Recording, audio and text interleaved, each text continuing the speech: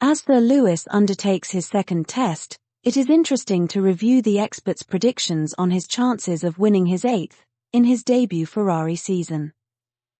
In our previous video we split the expert into two groups, the bookies and the talking heads, but in this video, we will be delving further into the bookies. We understand that they usually just look at the numbers, but when you are talking about a global sporting series, whose integrity has been destroyed by Liberty Media, then we must take that into consideration when reviewing the figures. That being said, a wide sample of bookies does have its own story to tell, regardless of the Liberty Media factor, and what they are saying about the current state of F1 is intriguing indeed. But, before going further, we would like to urge those of you who haven't yet done so, to sign our online petition for an inquiry into the BBC and Channel 4's coverage of what happened in Abu Dhabi. A link has been provided in the description. If you are on X, then please repost our tweet. Thank you.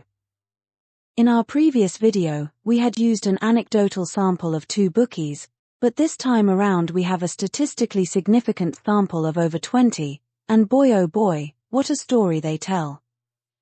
We have focused our attention on the top 4 predictions for the 2025 season, starting with the surprising overwhelming favorite, Doris, whose highlighted odds are 12-5, while her team also came in favorite at 13-10.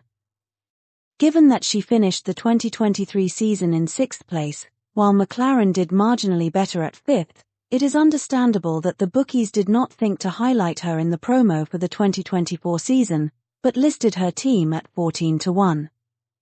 How were the bookies to conceive that McLaren could effect an 11-fold turnaround to achieve the unprecedented miracle of coming from 5th to win the Constructors' title the following season, all while Doris was putting in the worst performance ever for the lead driver of the winning constructor?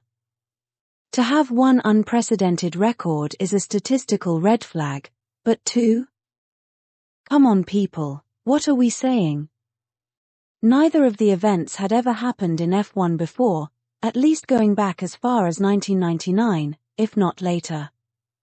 In our opinion, the Liberty Media effect is the only plausible explanation for what happened between Red Bull and McLaren last season, and the silence from the bookmakers, media, and crime investigation agencies is testament to John Malone's power. We are currently in a Liberty Media universe, where the driver who set the worst ever record last year is the joint favorite with the driver who handed her that smashing, while setting his own even more outlandish record, as we have pointed out in numerous videos. Ignoring these obvious red flags suggesting manipulation, it is particularly telling that the bookies have now consistently ranked Doris above her much-hyped and FIA-assisted nemesis for the 2025 title.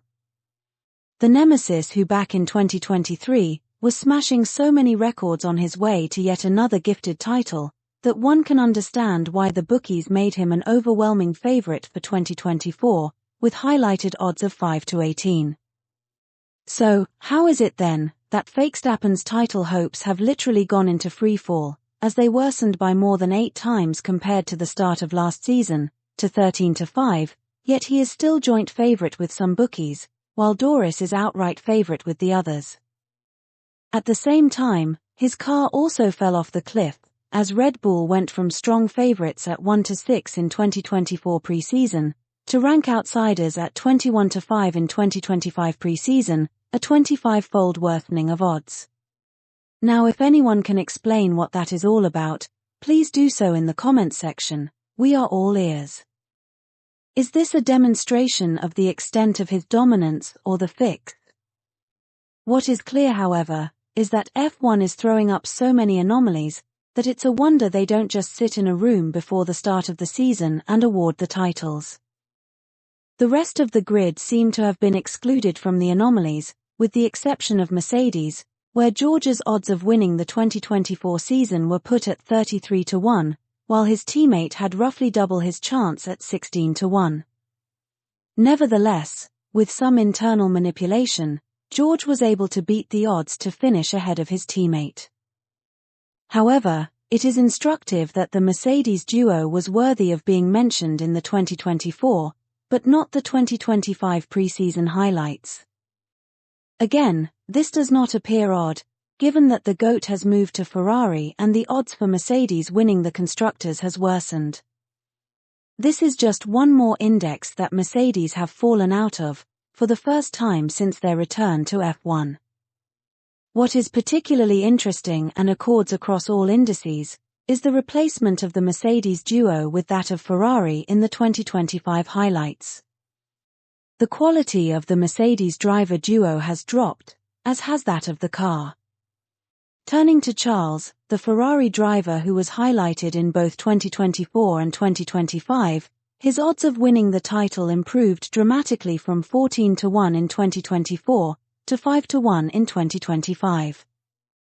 This relatively modest threefold improvement when compared to the outlandish swings recorded by the McLaren and the Red Bull, accords with how strongly he and Ferrari finished the previous season.